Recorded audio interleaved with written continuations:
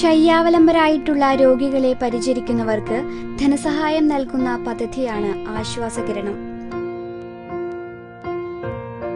മാരകമായ രോഗങ്ങൾക്ക് അടിമപ്പെട്ട് ശയ്യാവലംബരായി കിടക്കുന്ന രോഗികളുള്ള കുടുംബങ്ങളിൽ രോഗികളെ പരിചരിക്കുന്നവർക്ക് വേറെ തൊഴിലിന് പോകാൻ സാധിക്കാതെ വരുന്നു. ഇത് ആ കുടുംബത്തിന്റെ വരുമാനത്തിന്റെ ലഭ്യതയെ ബാധിക്കുന്നു. ഇത്തരത്തിലുള്ളവരെ സഹായിക്കുന്നതിനായി കൃത്യമായി വിവരം ശേഖരിച്ച് പ്രതിമാസം 250 രൂപ വീതം ധനസഹായം നൽകുന്നു.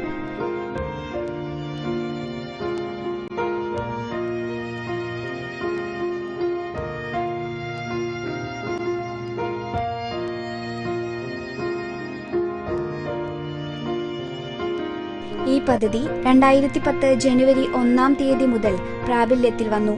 എൻഡോസൾഫാൻ ഒരു പ്രതീകമാണ്. മാരക ഫലമുളവാക്കുന്ന രാസകീടനാശിനിയുടെ രക്തസാക്ഷികളാണ് എൻഡോസൾഫാൻ കാരണം മരണപ്പെട്ടവർ. പലതരം ന്യൂനതകളുടെ ഇപ്പോൾ ജീവിച്ചിരിക്കുന്ന 2000-ഓളം എൻഡോസൾഫാൻ ബാധിതരുണ്ട്. അവർ ജീവിക്കുന്ന രക്തസാക്ഷികളാണ്. തലമുറകളിലേക്ക് പകരുന്ന തീവ്ര രോഗമാണ് ഈ രാസകീടനാശിനി ഇളക്കിവിട്ടത്.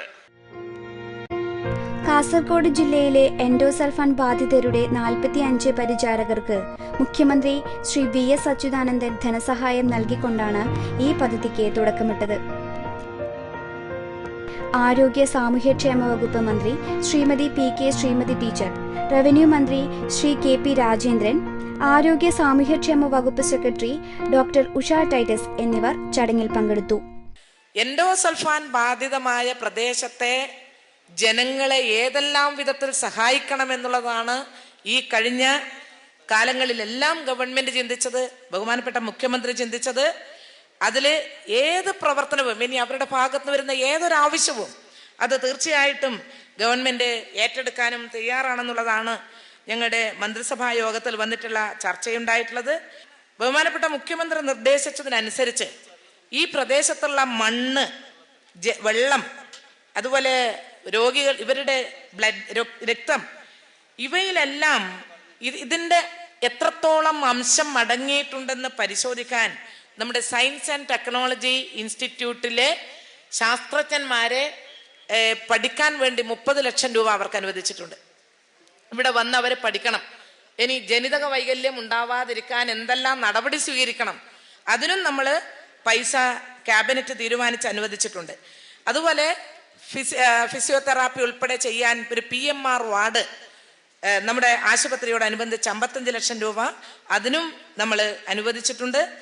പിന്നെ മലബാർ ക്യാൻസർ ബാധിതരായി ഇവരുടെ കൂട്ടത്തിൽ ആരെങ്കിലും ഉണ്ടെങ്കിൽ അങ്ങോട്ടേക്ക് കൊണ്ടുപോകാൻ, സൗജന്യമായിട്ട് വാഹനത്തിൽ കൊണ്ടുപോയി ചികിത്സിപ്പിക്കാൻ ആവശ്യമായിട്ടുള്ള തുകയും DMOന് അനുവദിച്ചിട്ടുണ്ട്.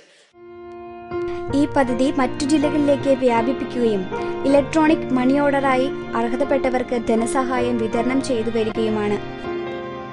ആശ്വാസകിരണം വഴി ധനസഹായം ലഭിക്കുന്നതിന് വേണ്ടിയുള്ള അപേക്ഷകൾ www.socialsecuritymission.gov.in എന്ന വെബ്സൈറ്റിൽ നിന്നും എല്ലാ ജില്ലാ സാമൂഹ്യക്ഷേമ ഓഫീസർമാരിൽ നിന്നും ലഭിക്കുന്നതാണ്.